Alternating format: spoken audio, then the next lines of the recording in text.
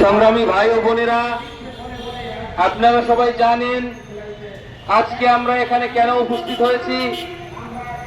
আমাদের প্রিয় নবী, বিশ্ব মানবতার অগ্রদূত, বিশ্ব মানবতার রহমত হযরত মুহাম্মদ সাল্লাল্লাহু আলাইহি ওয়াসাল্লামকে নিয়ে কিছু অমানুষ, কিছু কাপুরুষ কটূক্তি করেছে।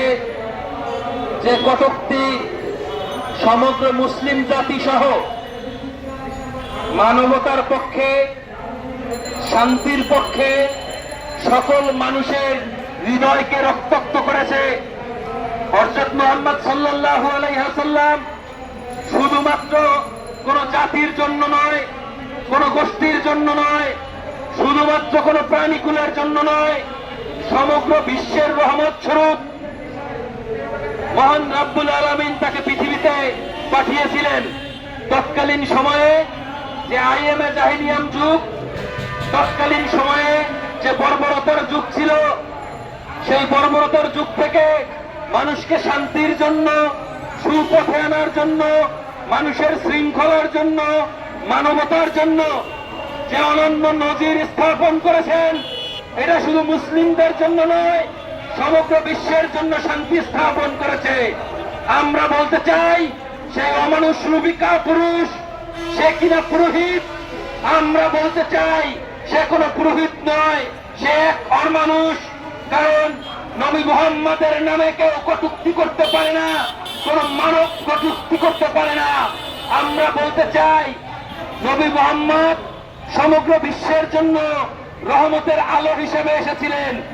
দলমত নির্বিশেষে, ধর্ম বর্ণ নির্বিশেষে, মুসলিম অমুসলিম, অনারব আরব, সমগ্র বিশ্বের মানুষের জন্য, সমগ্র বিশ্বের মানুষের হেদায়েতের জন্য, সমগ্র মানবতার জন্য তিনি কাজ করেছিলেন।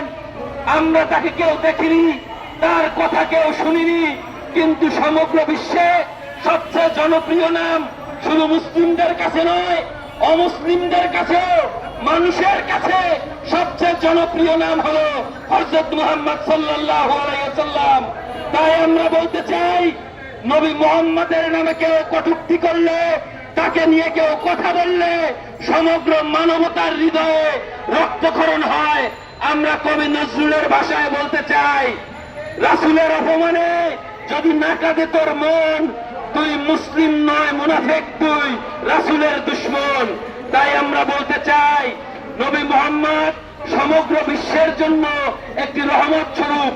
পরিকল্পিতভাবে দাঙ্গা বাজানোর জন্য, সাম্প্রদায়িক দাঙ্গা সৃষ্টির জন্য ওই বিজিবির নেতারা, ওই দাঙ্গাবাজরা আজকে এই পরিস্থিতির সৃষ্টি করেছে।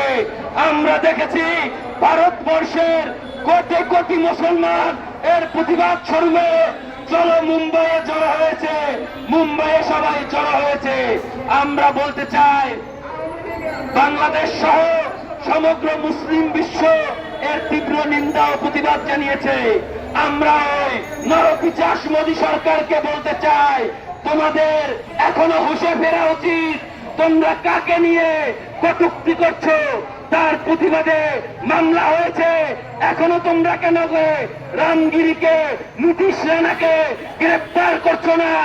আমরা বলতে চাই, আমরা মুসলমান সহ যারা নবী প্রেমী আছে, যারা হযরত মুহাম্মদ সাল্লাল্লাহু আলাইহি ওয়াসাল্লামের আশিকান আছে, তারা সবাই শান্তির পক্ষে, তারা সবাই ন্যায়ের পক্ষে, তারা সবাই কল্যাণের পক্ষে।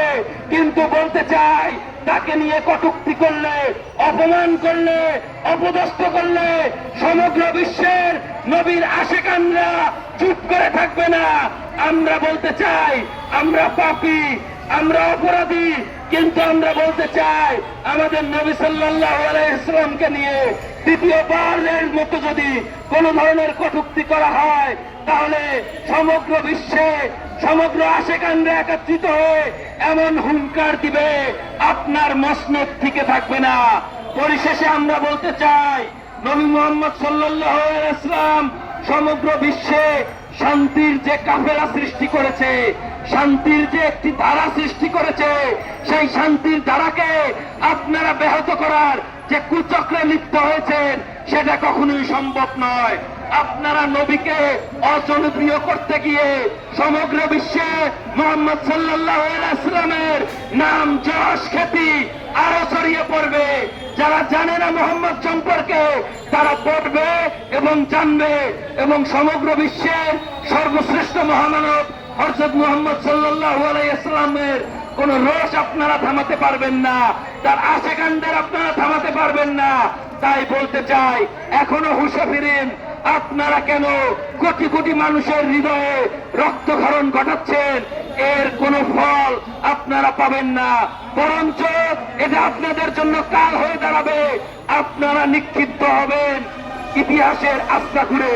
তাই আমরা আবারও বলতে চাই, যে জনপ্রিয় স্লোগান, যে জনপ্রিয় কথা আমাদের মনে রাখতে হবে, আমাদের এক সম্পর্ক, এক নাম, যেটা ইন্ডিয়ায় ওরা স্লোগান দিচ্ছে, তেরা মেরা রিশতা কিয়া হে, লা ইলাহা ইল্লাল্লাহ মুহাম্মাদুর রাসূলুল্লাহ, লা ইলাহা ইল্লাল্লাহ মুহাম্মাদুর রাসূলুল্লাহ।